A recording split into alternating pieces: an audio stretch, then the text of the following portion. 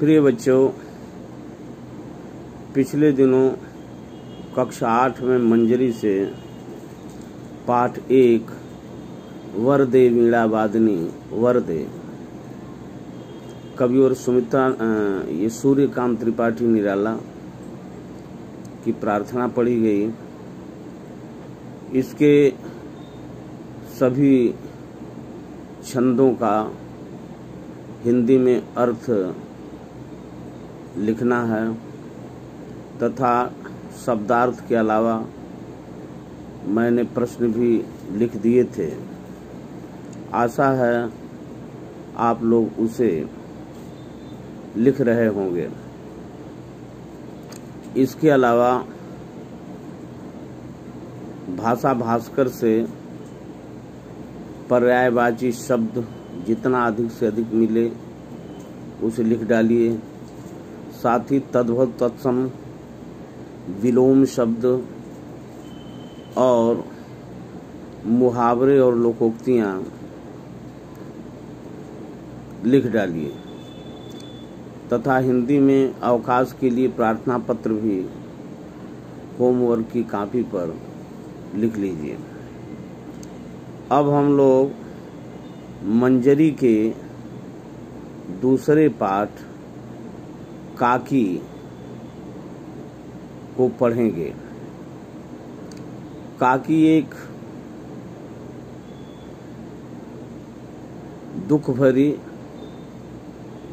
कहानी है जिसके लेखक सुप्रसिद्ध कवि सियाराम शरण गुप्त जी हैं। सियाराम शरण गुप्त जी का जन्म 4 सितंबर 1895 को चिरगांव झांसी में हुआ था। इन्होंने बहुत से कविता संग्रह, उपन्यास और निबंधों को लिखा है। इनके उपन्यासों में नारी की सहनशीलता, आदर्श और सरलता है। इनकी प्रसिद्ध रचनाएं मौर्य विजय, दुर्वादल, आत्मोत्सर्ग, गोद, नारी आदि हैं। 29 मार्च सन 1963 को इनकी मृत्यु हो गई। सियाराम शरण गुप्त जी ने यह जो कहानी लिखी है,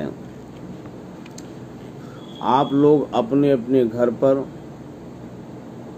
पाठ्य पुस्तक मंजरी को खोलकर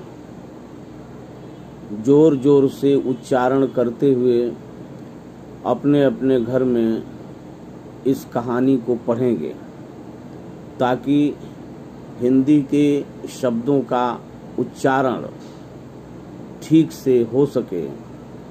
यह बहुत जरूरी है।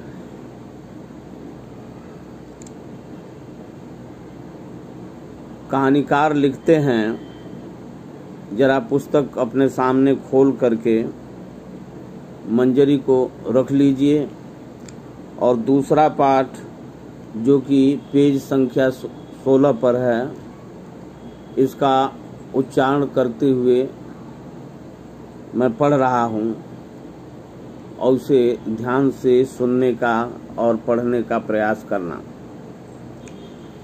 उस दिन बड़े सवेरे श्यामू की नींद खुली तो उसने देखा घर भर में कोहराम मचा हुआ।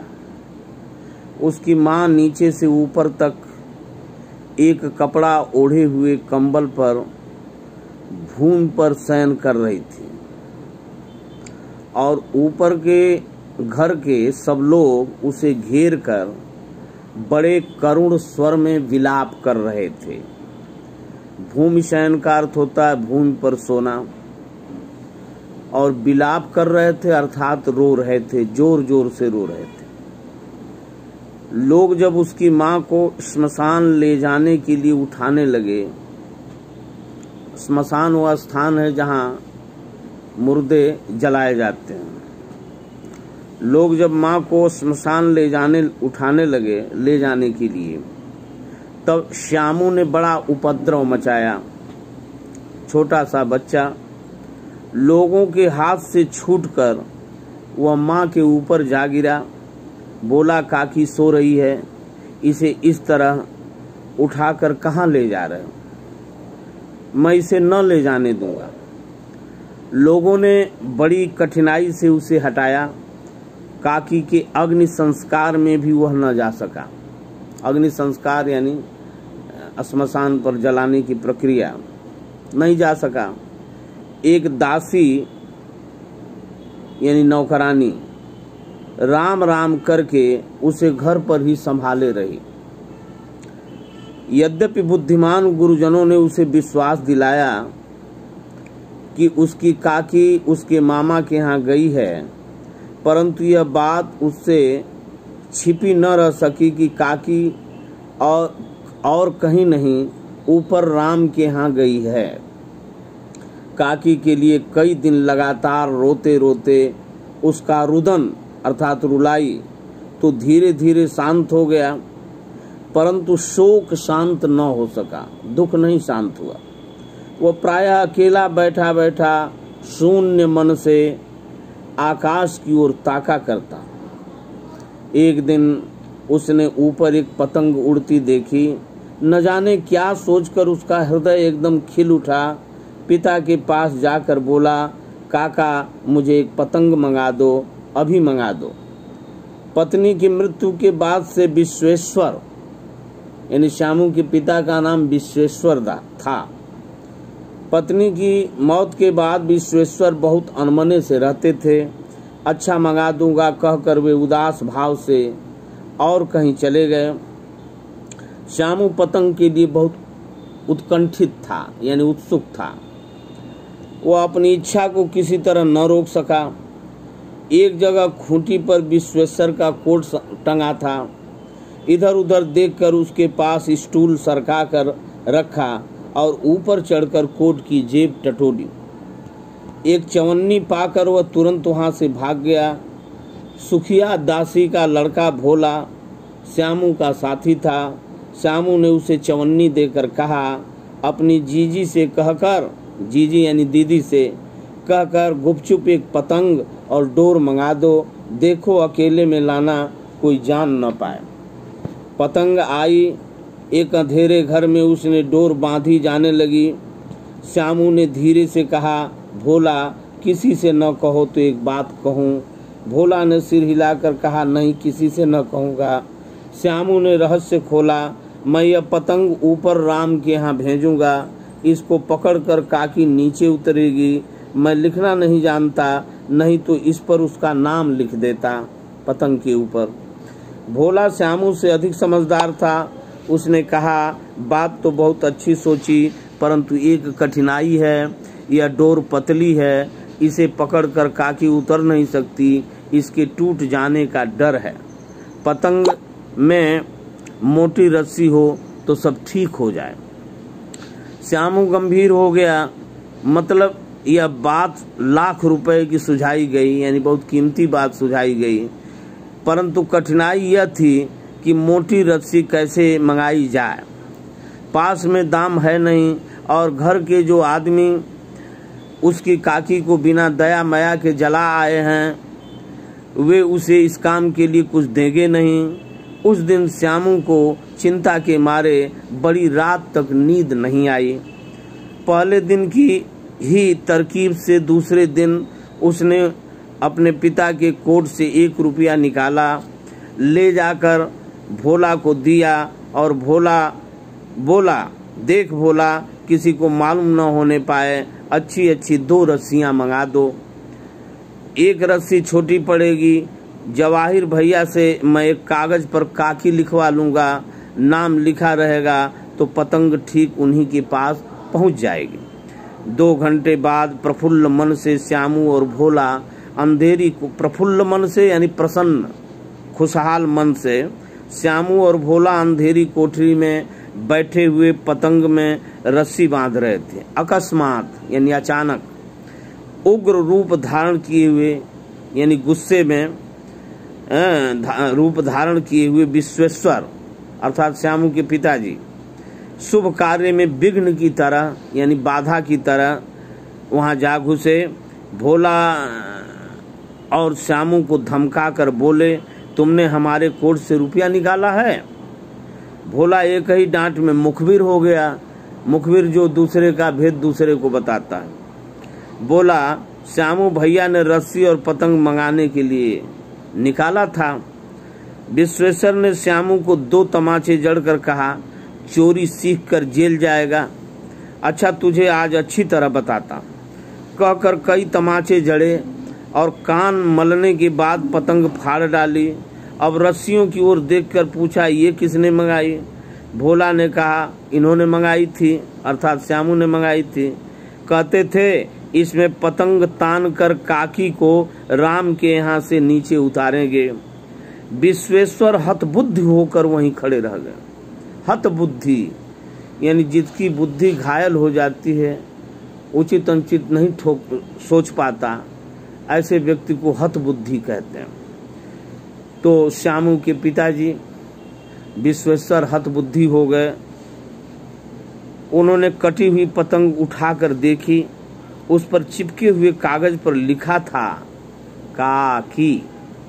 काकी विश्वेश्वर की पत्नी थी और श्यामू की माँ थी। छोटा सा मासूम बच्चा। लोगों ने बताया था कि तुम्हारी माँ जो है राम के पास चली गई। तो वह पतंग उड़ते हुए देखा। उसे पिता के पॉकेट से चोरी करके पतंग लाया, मंगवाया, डोर मंगवाया, उस पर जवाहिर से काकी लिखवाया और उसके लिए अपने पिता की मार भी खाई। लेकिन जब पिता ने देखा उन्हीं की पत्नी दिवंगत हुई थी, गुजरी थी, तो हतबुद्धि रह गए।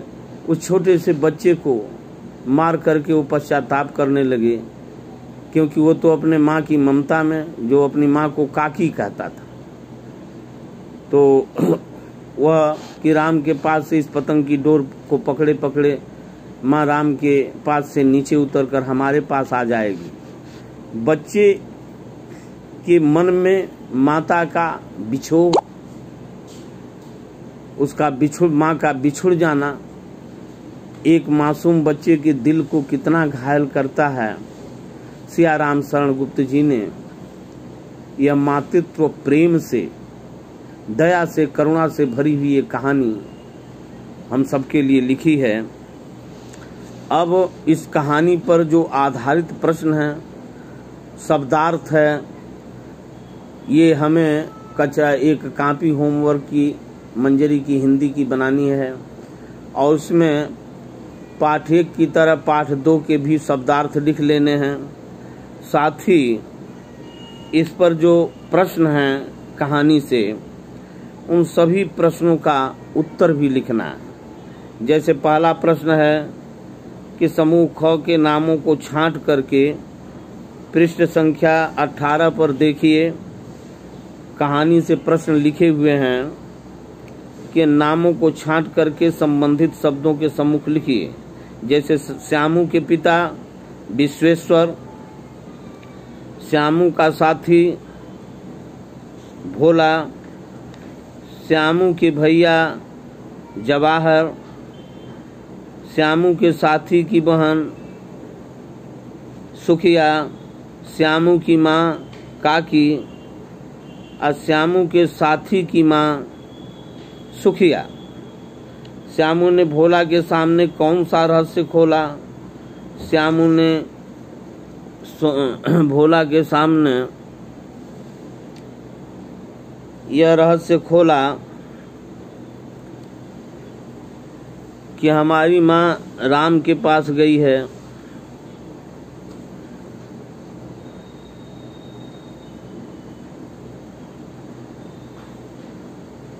और उसे पतंग की डोर से ही नीचे लाया जा सकता है।